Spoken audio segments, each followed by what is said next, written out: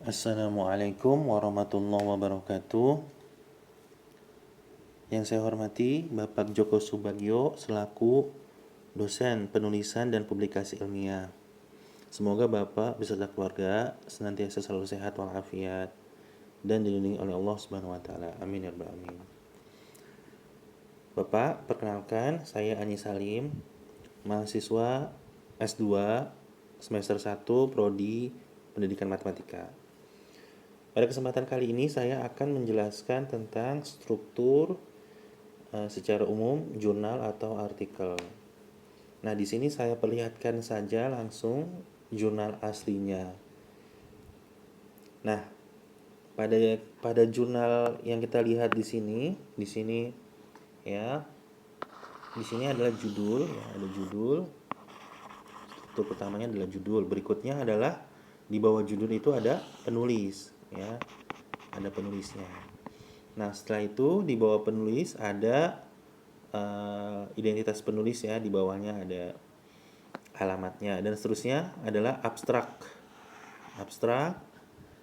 Berikutnya adalah introduction atau penulisan pendahuluan, introduction atau pendahuluan, ya.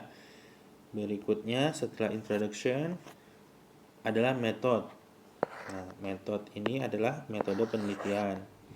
Berikutnya adalah result and discussion. Ini adalah hasil dan pembahasan.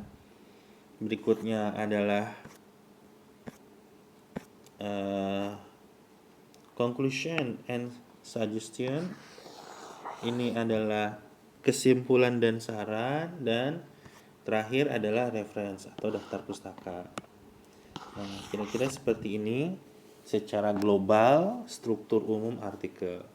Nah, saya ringkas lagi di sini, ya. Jadi struktur artikel atau jurnal secara umum, ya, diawali dengan judul. Judul ini disusun untuk menggambarkan keseluruhan isi artikel, ya. Di bawah judul ada identitas penulis. Identitas penulis ini berupa nama asli, nama lengkap, ya. Lalu ada institusi tempat penulisnya dan alamat email biasanya.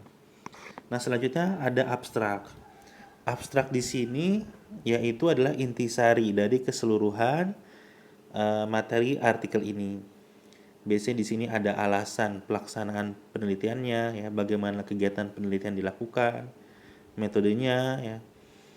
Terus apa yang dihasilkan, prospeknya, kesimpulan dan saran, ya, dari artikel yang telah dikemukakan, ya, di sini di abstrak ini, ya. Nah, di bawah abstrak ini nanti ada yang poin penting adalah kata kunci. Ya, di bawah abstrak ada kata kunci. Nah, kata kunci ini adalah kata yang mengandung pengertian suatu konsep, ya. Atau di sini adalah istilah yang paling mempengaruhi di penelitian ini. Berikutnya setelah abstrak, ya, adalah pendahuluan.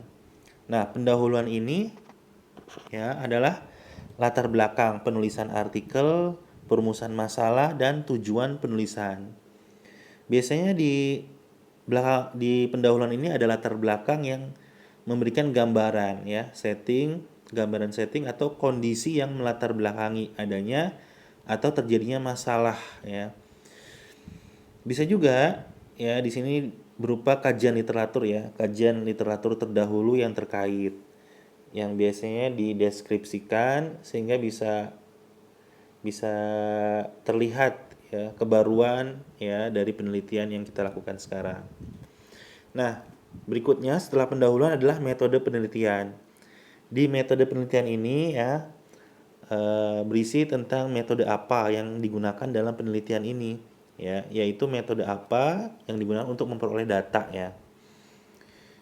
Di metode ini biasanya mewakili gambaran proses pengolahan dan analisis data sehingga tampak kriteria dan indikator dari data yang disajikan dalam artikel.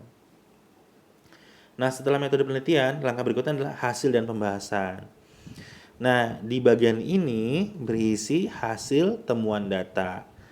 Nah, lalu dilanjutkan dengan analisis dan pembahasan terhadap temuan data tersebut. Setiap data yang dipaparkan dianalisis. Biasanya ditampilkan tabel dan gambar ya. Nah, setelah hasil dan pembahasan, berikutnya adalah kesimpulan dan saran.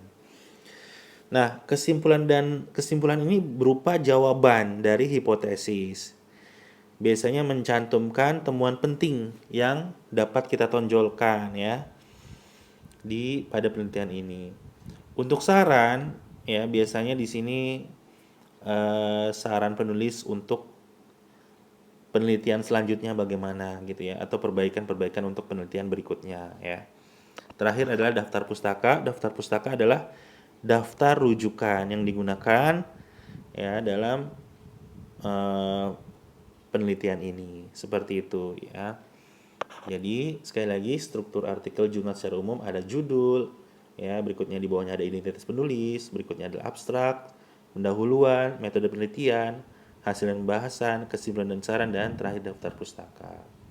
Baik, itu saja. Semoga bermanfaat. Terima kasih. Wassalamualaikum warahmatullahi wabarakatuh.